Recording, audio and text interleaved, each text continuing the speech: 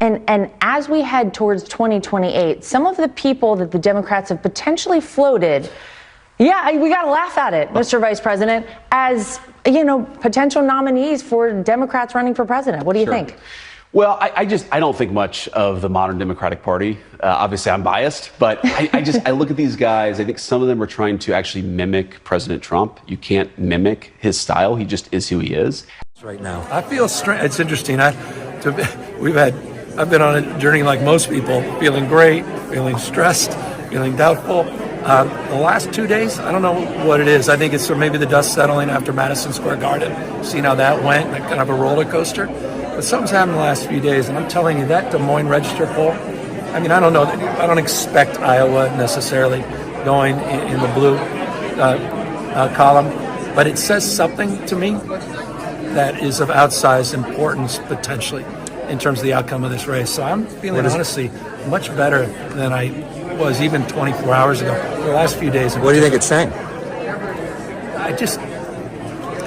I think the biggest challenge for if I was Trump, the reason I wouldn't want to be Trump right now is since Dobbs, we've outperformed in every election significantly. And I'm talking about Colorado Springs, Jacksonville, Florida, special elections, not just the 2022. Number one. Number two, women, 55% of the vote in those swing states, which is significant. Suburban women vote. And young men, where Trump has put so much time and energy and the sort of the bro culture, everything else, they don't vote at those numbers. And I think suburban women generally, and I think it's reflected perhaps in that poll, there's something going on, and that, to me, could be determinative. All right. What you just said is one of the most insanely idiotic things I have ever heard. At no point in your rambling, incoherent response were you even close to anything that could be considered a rational thought.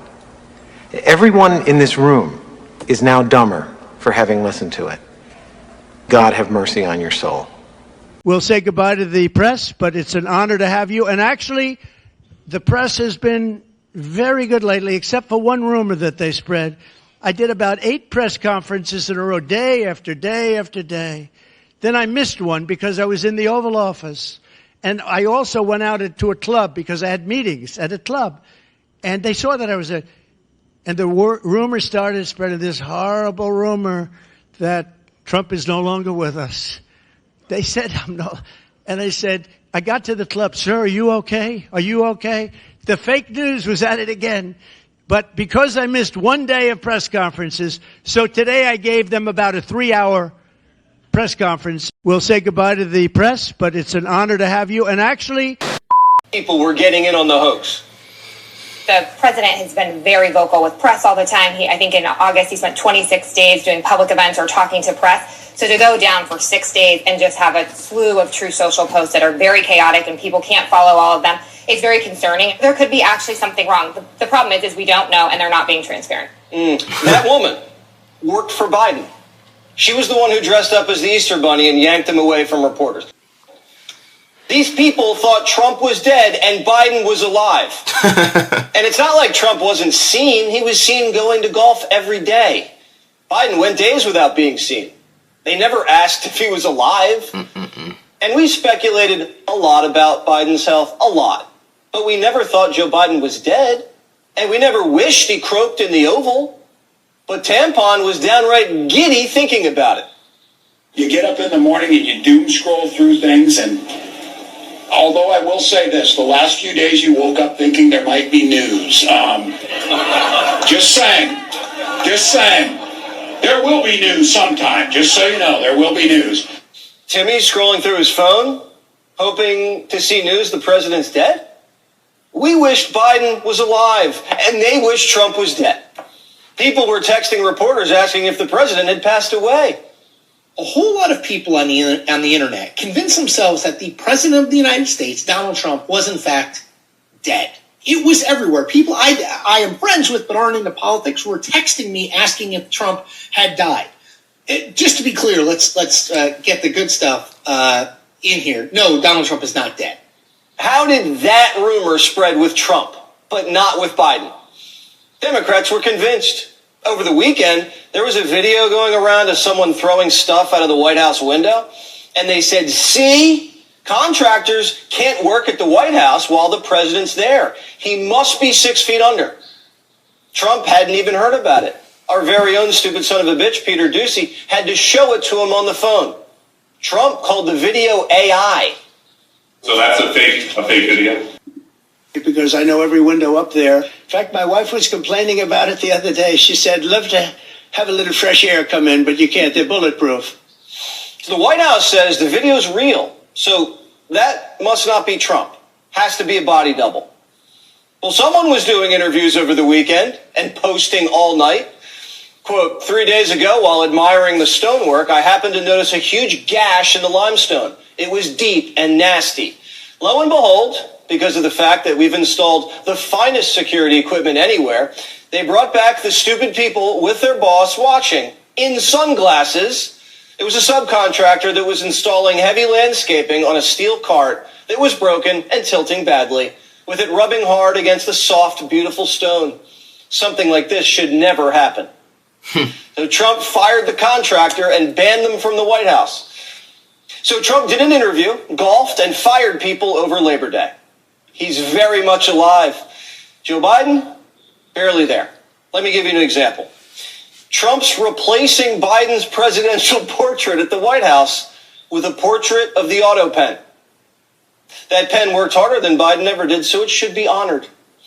Meanwhile, Trump doesn't stop. White House sources says he seems to wake up and say, what else needs to be improved? Every day it's something new. He's very focused on America's 250th birthday and cares a lot about making the city's fountains operational again. J.D. Vance doesn't think much of the left and calls out some of the people the Democrats have potentially floated as their wish list of nominees for progressives, Dems running for president. But I'm not going to lie, folks. I ain't going to lie. Quick show of hands. How many of you out there thought Sleepy Joe took a dirt nap after he backed out of that event suddenly last minute in Nevada and was rushed to his home in Delaware? Thank you all so much for your patience and understanding. Regrettably,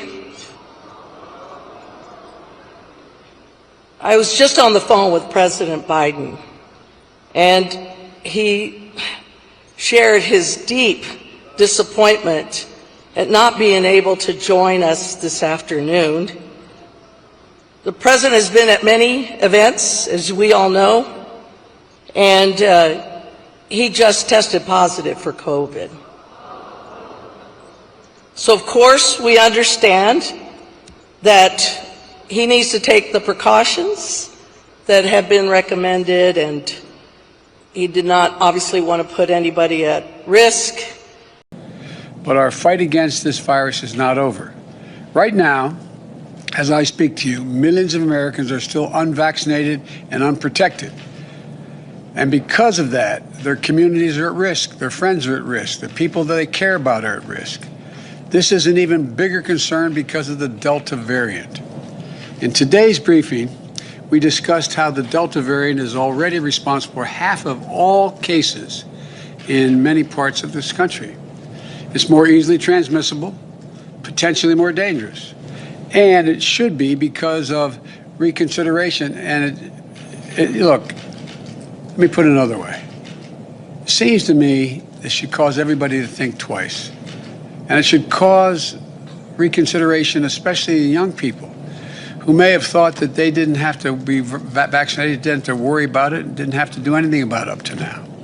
But the good news is that our vaccinations are highly effective. Fully vaccinated Americans have a high degree of protection, including against this Delta variant. Study after study after study has shown that since early May, virtually every COVID-19 hospitalization and death in the United States has been among the unvaccinated. So if you're vaccinated, you're protected.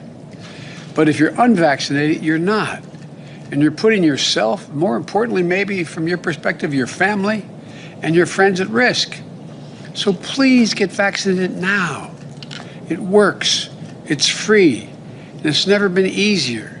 And it's never been more important. Do it now. For yourself and the people you care about.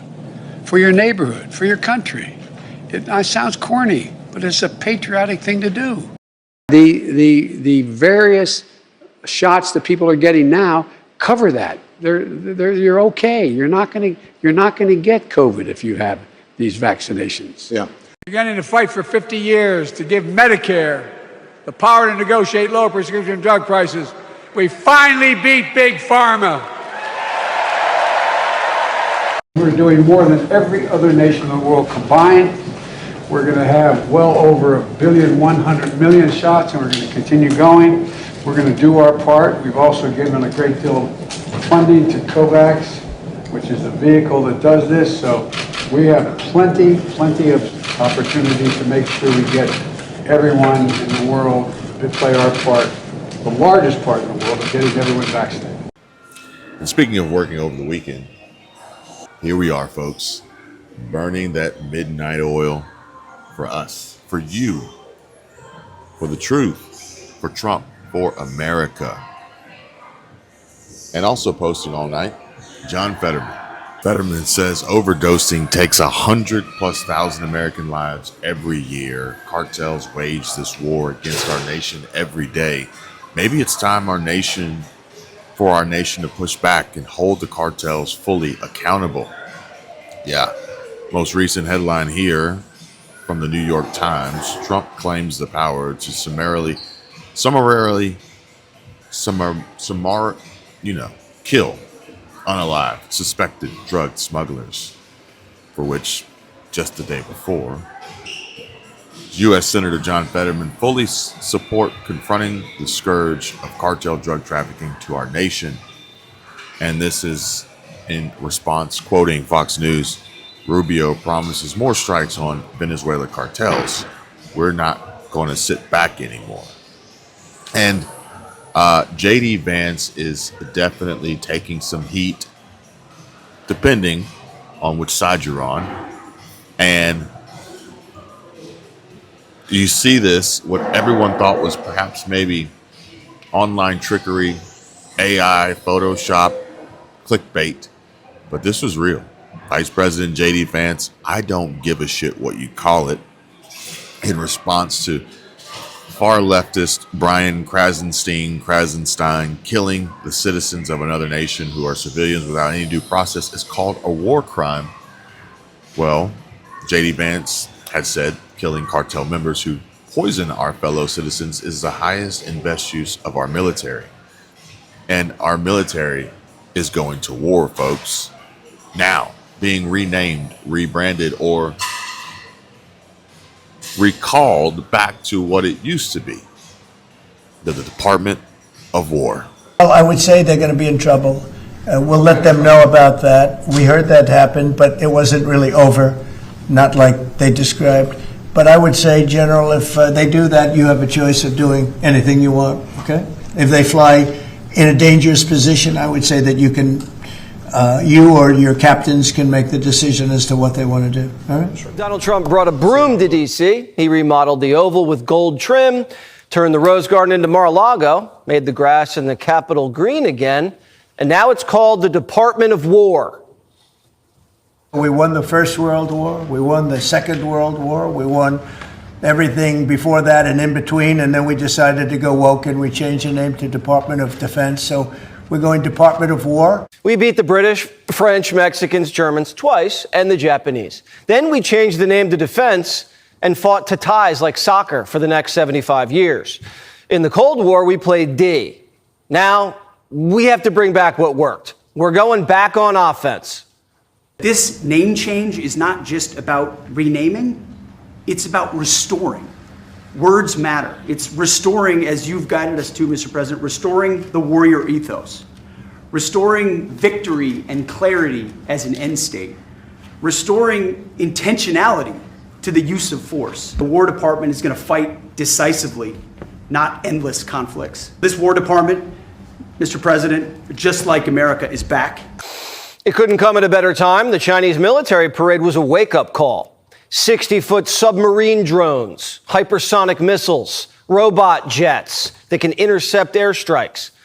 Putin, Kim, and Modi even got a look at China's 600 nuclear warheads. Modi used to be our boy, but Trump said he went to the dark side. Whose fault was that? The soggy Rose Garden. I've been very disappointed that India would be buying so much oil, as you know, from Russia. I get along very well with Modi, as you know. He's great. He was here a couple of months ago. In fact, we went to the Rose Garden and the grass was so soaking wet. It was such a terrible place to have a news conference. I said, well, let's use a beautiful white stone emblematic of the White House. Trump built a White House patio just for India. Modi had soggy loafers and bolted for Beijing. Can't have that happening. No one's taking us seriously with sinkholes at the White House and drag queens in camo. Next dignitary that steps foot at 1600 Pennsylvania Avenue, Trump has a surprise. An American flag bigger than the Empire State Building. Yeah. Trump wants the flag to be 776 feet wide and 1,492 feet long in recognition of America's birthday. But before they see our flag, they'll hear our war secretary. Much better than that. Way better. Yeah, right.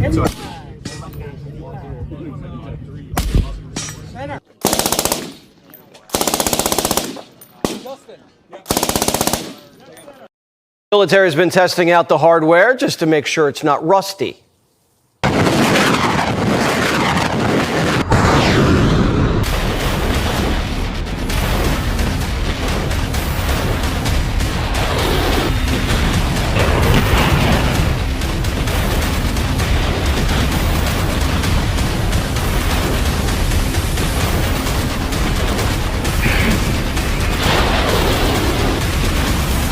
Remember China put on a nice military parade? But they're not battle tested. The Chinese haven't fought a war since 1979. They're wet behind the ears. And American technology is 2 decades ahead. The Department of War sends a message. I think it sends a message of victory. I think it sends really a message of strength. We're very strong. We're much stronger than anyone would really understand. The name also reminds the country what the mission is. It's not DEI or nation building or padding invoices with $70,000 toilets in Iraq. It's about war, not fighting war, winning war. It's a vibe shift. Reestablishing deterrence so that when the enemy sees an American, they don't want to with us because they know they'll get the business end of the best warrior on the planet. We're reestablishing that, whether it's Midnight Hammer or freedom of navigation or narco traffickers that are poisoning the American people. Whether it's blowing up the Houthis, the Iranian nuke mountain, or the cocaine speedboats on the high seas, America's enemies see there's a price to pay. When I see boats coming in, like loaded up the other day with all sorts of drugs, probably fentanyl mostly, but all sorts of drugs, and we're going to take them out. And if people want to have fun going on the high seas or the low seas, they're going to be in trouble. I think anybody that saw that is going to say, I'll take a pass. I don't even know about fishermen. They may say, I'm not getting on the boat. I'm not going to take a chance. Maduro in Venezuela tried to counter by buzzing a naval vessel. So the War Department scrambled 10 F-35 fighter jets to Puerto Rico. And I guarantee the rest of Maduro's Air Force stays grounded. We don't fly F-35s casually. They're the same fighter jets we use for Operation Midnight Hammer, and they cost $100 million apiece. This isn't a drill. We have 8 U.S. Navy destroyers and 10 F-35s in the Caribbean. We haven't flexed that hard in the neighborhood since the Cuban Missile Crisis. But panicans are worried. They're worried about what the cartels, not what they're going to do to us. They're worried about what we might do to the cartels. They're nervous about manifest destiny. What he's reaching for, Chris, is an idea of the country that was at the heart of the Spanish-American War. The idea of the country that led to Guam and Puerto Rico being territories. The idea of the country that intervention in Cuba, that had us intervene in Haiti. We can go down the line. American imperialism and empire of right. So you describe the country, you describe the Department of Defense as a Department of War because you're describing your intention, your wish. We're not colonizing Latin America. It's not strategic. Taking Greenland, that's strategic. I mean, we're protecting Greenland. We've been stuck in endless wars against Muslims and let the Chinese and narco-terrorists sneak up and pump our cities full of poison. And now it's time to make them react to us. And we couldn't do it without the men and women in uniform who are answering the call and enlisting like we are at war. And for the first time in a long time, the country has your back.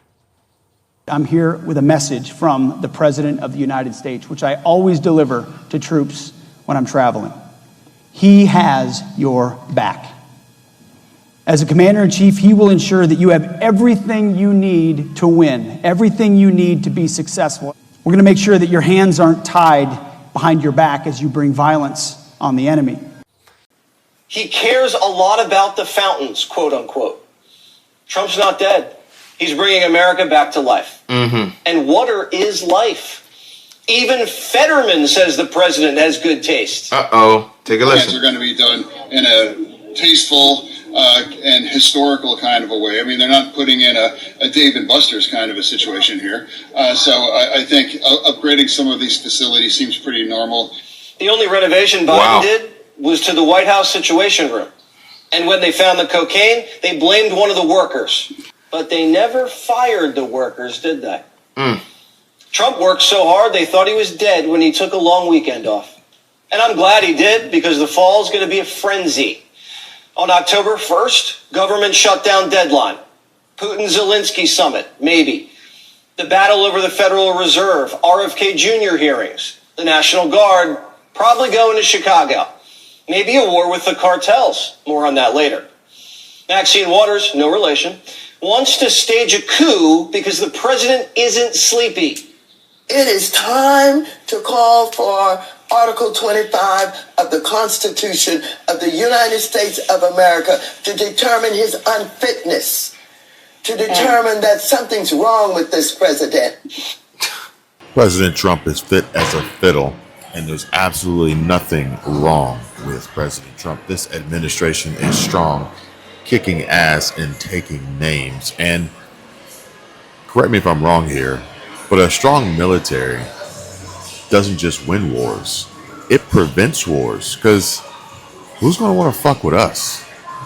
But let me know what you guys think. And if you want to hear more about Maxine Waters and the crazy nonsense that she's talking, then check out this video here next.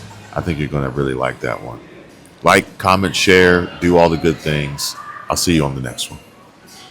And if you are interested in saving money, specifically on your Medicare, then make sure you give our friends at Chapter a call.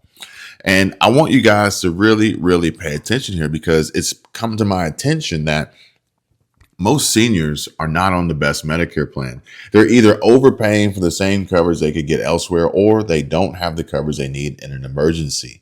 Chapter can review your options in under 20 minutes. It's fast, it's simple, it's easy, and it's free. If you're already on the best possible plan, they'll tell you they're unbiased and they're purely here to help folks, seniors, save money on healthcare, on average $1,100. And if you're not on the right plan, they'll help you switch, even if it's to a plan that pays them nothing. Again, unbiased, folks. This is unique and unlike any other Medicare provider out there. And this is exactly why we love Chapter so much, because they're literally just trying to help people. Chapter works for you, not big insurance or the government. And there's no pressure, just honest, free advice from professionals who know Medicare inside and out.